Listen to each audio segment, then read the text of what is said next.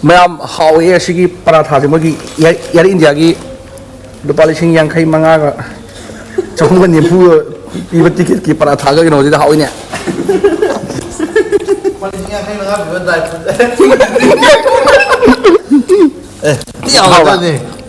Làm chưa vậy? Lúc cái paratha. Tức là pung phật. Thông tin. Ma'am, nói đi. Ma'am, anh ngay xíu ma'am the blog ama kudol tam sige. Anh ngay xíu xem được blog xe. Cái history oi hồ bớt suy giải ba. Ado tuna anh som memory oi na ma'am đó share tàu chuyện gì này. Anh nói lấy xe Moscow gi international airport này baka. Anh sẽ ngay xíu yum the tholok tôi này. Anh này yum the tholok paje. Asyik cái international flight xe họ sẽ bay đi baka. Alo này thing này ba. Ado ngay xíu cái tang ani sida. Cái Moscow đấy na Guwahati bo flight ama Indian government na mating pangbiraga Indian government na sinbiraga duga kogi embassy of India na sinbiraga anda kogi flight ama khak pai ne ko sigi flight che kogi north east macha kagi aya mana north east ki khallaga moina thabirak pane mamangi matam da ko Lucknow da Moscow to Ahmedabad adumana flight che mayam thagre ko ado kogi north east macha mayam su lei ko Russia da kogi Nagaland macha Ajol adagi Shillong Mizoram aduga Manipuri su aduga north east macha gi khallaga moina Moscow dina Guwahati bo flight ama athaye aduda hauji pokdi Manipuri se aiga akhoi samajika astal leire ado mi atopati lakri bako Manipuri kayam laktunu di khangri bako ado kamai na tawge se ai matan usar ke aduga ngasi gi sumana lakri ba journey se si je khoi gi mission ne ba Indian government na mission ama maming thole Bande Bharat mission na asigi mission jigi makhada laktune aro kamai na la I akhona COVID-19 gi marak sida aduga saba thakba kamai to flight manung da kamai pi se ai fasna ucharake ado si je aswana Moscow den Guwahati bo pare pase abu phok pai di ba atopa airlines amta laite bako Moscow den Delhi dagi connecting flight adaga Moscow to Kolkata connecting flight torga Guwahati chat pane ba ado hantakti Moscow den direct Guwahati fau gi ne ba ado makhada blog to su jeng bio myam akhoi asidana akhoi flight ki akhoi screening to in flight ka khalam da mi ge se aduga anabat tongon ba yade asida akhoi Indian gi embassy ni si mo gi team medical gi mayam ai se stage wal lale ai se screening gi saruk to ado samaji su lale asida lai ado akhoi pulok na lak pa se Manipuri pulok krama thoi su ye aduga ticket phang bu su yawi hai phang da su yawi hai aduga atopa lam gi masa sing su yawe aduga akhoi se achapot hoyen moina achapot pi ba se akhoi gi thaina gi type di pira roi ba ko akhoi gi achapot yen ba to taw roi ba ko ada akhoi gi achapot mem thamme ba ai na ga ulake pek taw ga thamme ba ko aduga gi achapot se koina low ga chatwe ba adu social distancing gi oina poche se am pi ba la roi ba cha coffee gum ba do amta ado isa na loina lauraga puraga ona chacharaga da ba akhoi se ticket ka passport ka laura la do samaji ki asapot pre ai su pre ha chang da ja ba si asapot ke no yeng ja thai da asapot se ka ki manung da pi bala da na do ngasi ti mapan da pi ba mapa pi di je ke no singa ma yaw le do siga Mungkin menunggu juga. Sekarang di jauh ni, jam dia. Sini masak sini pasal mana? Jam dia. Itu asal pun saya. Aduh, kena ada dry gua mengat ni. Aduh, mana aku pergi kena meal dah inak pada tiba. Pergi pin kek kumba Britania, kek kumba peanuts kumba, sorry nuts kumba. Ker dry gua mengat. Pilih kena dia high apa?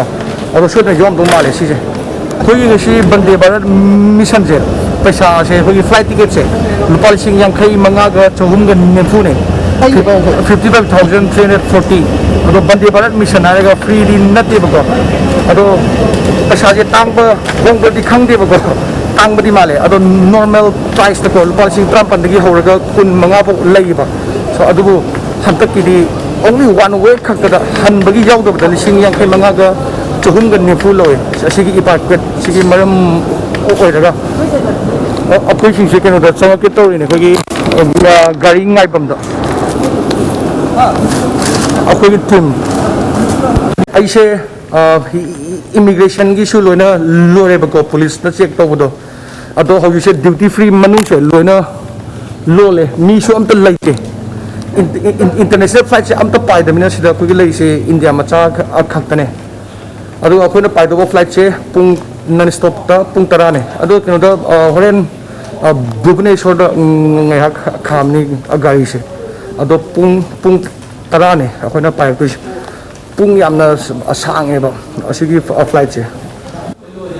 duty free se mi kana amta leitre ba ko ado moina hoji pirei ba kino do asapo do kai no do khang de ko ado ai sai da cha tho ge to paratha ne asi je paratha aduga mithai alu ngo bo ju mem yo kopi sa lo de kim kano salad lo mem yo sina achar direct khoi ki mayangin ado isingam ga kino ga sawai do ina char ge manung da chabdi ki jare sawai sina ni do lai tre da adugi hauji achapot paratha adagi sumaina pirei se sina ko ki breakfast ne hai ba ko horen amu kino ko dry guma pirakani hai manung da flight again bi la oi hai isana dum lawjaga dum ne hai isana lawdra na traga ko ki phamam da thamam da di khangre ba ado ama si ani sari ama di tawani ado hauji ki ne si breakfast se mayam hawe asigi paratha se mogi yar India gi dupalising yang khai manga ga chong ban nipu iba ticket ki paratha ga no ji da hawe ne dupalising yang khai manga bi dry ti aw ni yam chi haw ba alu ke parathe tak la pung pak tom tin ai se flight se pai doi akhoi le Moscow se nong ta Moscow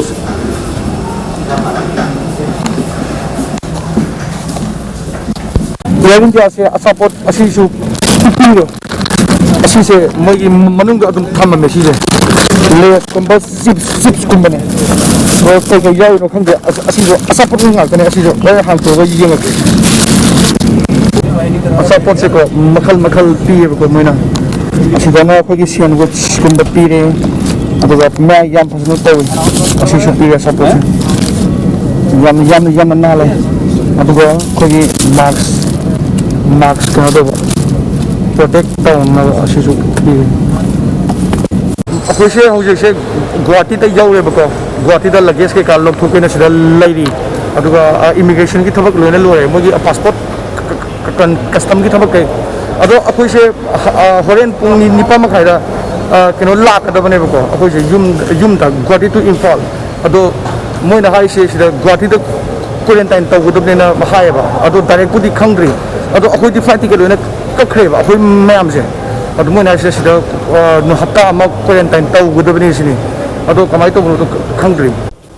one person only social distancing me amam ginosis Punjab की किनो दो हां अभी तो कुछ वो खंग है तो कन सोशल डिस्टेंसिंग है मी कना खंग दे अखोई से हौजे से बस तो होना चलने अखोई से गुवाहाटी दा क्वारंटाइन तौररोय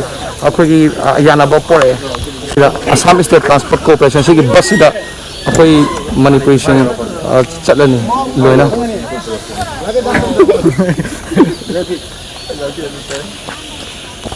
नहीं लगे हमने हाथ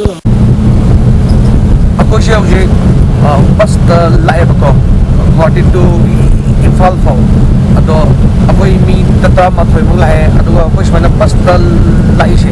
मोगी एयरपोर्ट की अथॉरिटीज ने जो सेनबी बा अखोई दो केनो दा अखोई फ्लाइट टिकट दी मांगे बको पालिसिंग बरी मंगा लोने मांगनरे बा फ्लाइट ता पाइबे यादा बा मरम दी यूरोप तदी लागा केनो बगी अखोई इवैक्यूएशन ने तौरिसे बंदे भारत मिशन की मखादा रशिया तदी असिबो पायरा अगा गुवाहाटी पायरा कादा मु डोमेस्टिक फ्लाइट तक काखत बदो मीने के सुनु आरो देना तोमिन नबदा अदुगी अखोई दो मखादा का ऑप्शन पी बाय रोड दा अदु बस तो कोइना चले अदो सिगी बस ता होजिब दे मिजे लोइना तुमनरी बको इमाना बसिंग दगी होइसन सिंग हंगा मैम यावे अदो वाना बइने अदो आई ब्लॉक से साइड लोशन जरगे आई सोमसी जे हिस्ट्री होइना मेमोरीज होइना सेव जबने मॉस्को दगी ना गुवाहाटी बक्से एयरलाइंस हम तो पाई देबा अदो पाइबुदी पाइ कनेक्टिंग ने कोलकाता दिल्ली था तो हतकती डायरेक्ट पाइबदो सुम अदुगी अदो साइड लोकेशन जरगे अदो मथंग सो ब्लॉक थागलगे बको मथंग गिसिना तोगे केनो गुवाहाटी दिन इम्फाल फो अखोइना लाकपसे मणिपुर फो लाकपसे बस ता सिदा काय काय कमाय कमाय तबी कमायना कायदा चकचाय गायना सुम मेमोरीज ओइ होनबा अदो सो ए मैम सुम शेयर तौजरगे ngasi di मैम लापनरसे याय फरे कास्पिदा ने मैम